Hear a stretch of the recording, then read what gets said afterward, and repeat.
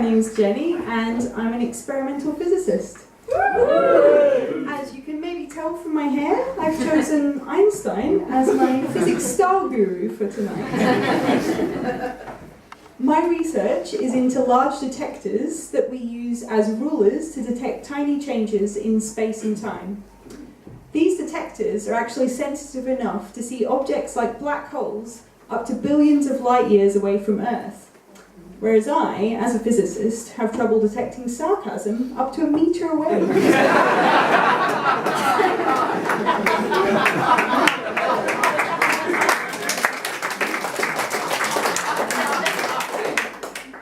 Like many physicists, I should probably explain what a black hole is first. So for those of you who don't know, a black hole is a massive star that sucks in other stars, gas, dust, and since I'm in final year of my PhD, this year my hopes and dreams as well.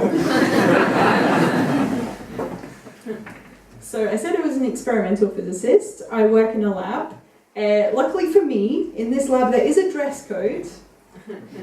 And so we get to wear these very sexy, in my opinion, plastic jumpsuits in a sort of nice shade of baby blue, and these huge clown shoes. Because everyone likes being smothered in sterile, non-breathable plastic. Am I right?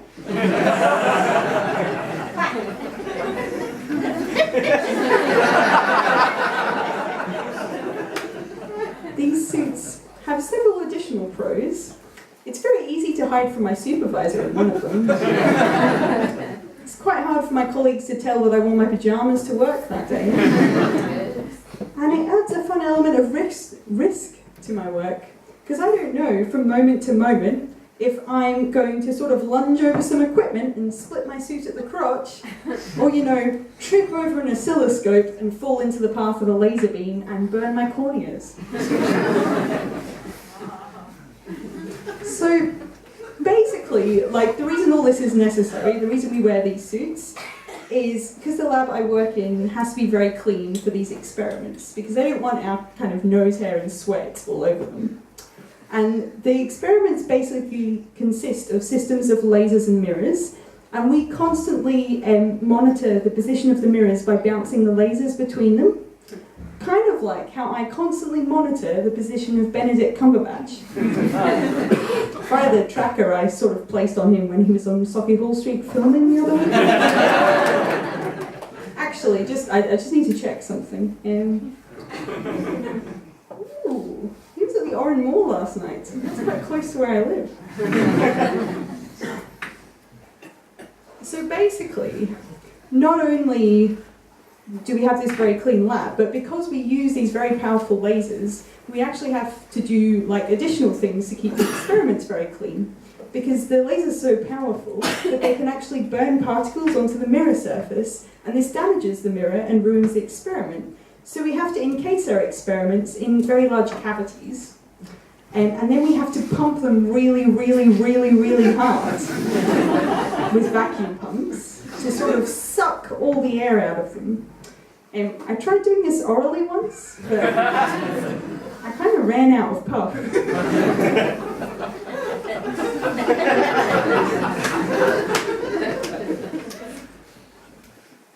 So basically my role in all of this is to take a design for one of these detectors and make it bigger, scale it up, if you will.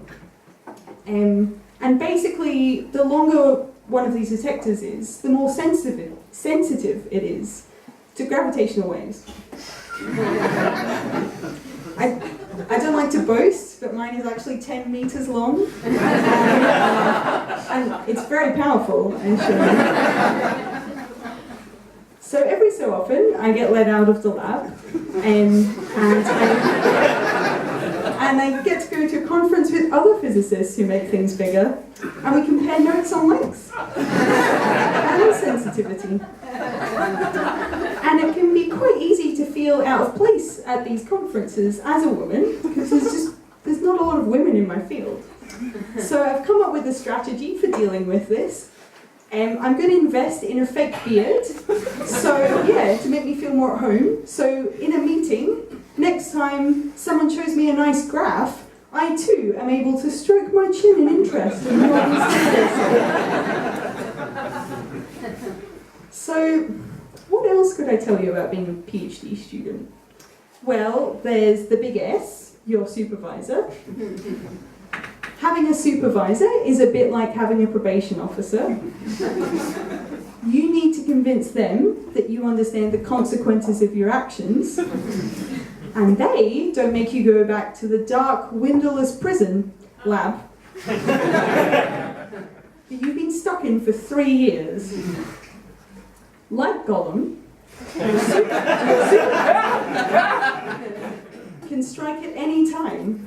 When you're in your office, when you're on the way to the lab, emerging from behind the bins outside your flat.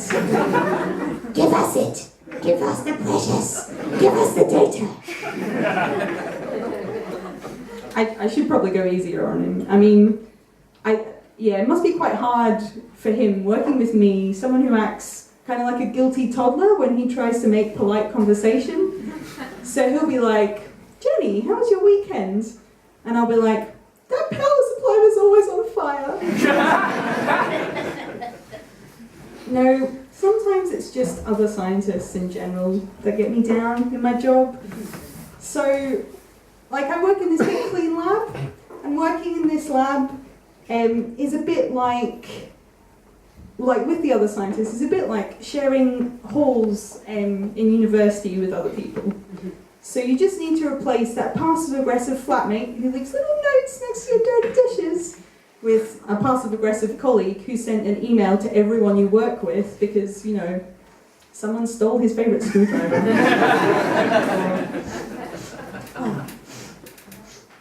Sneezed on and coated his favourite experiment with snot. Sorry, Jan. But yeah, I think I've come up with a solution to all of this though. So to preface this, I should probably tell you that experimental physicists, even though we're meant to be scientists, we're actually quite superstitious because there's so many things that can kind of affect my experiment that if something starts working, if a group of us get something working in the lab, someone will shout, right, nobody move, nobody touch anything. Jenny, continue to stand on one foot. Don't move, you'll break it, don't move. So, and then recently I noticed a correlation, and it was quite superstitious, but I decided to go with it. Basically, we had a sort of large object falls on colleague incident in the lab. Yeah, and the resultant sort of watering of the lab floor with blood correlated quite nicely with my experiment going quite well. Yeah, I thought, oh, that's interesting. So now I've sort of changed the lab rules that are posted on the door to include regular human sacrifices.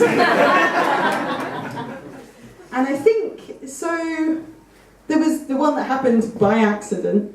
And I think the winter solstice is actually coming up. I don't know much about these things, but I presume that's when we should do the next one. But yeah.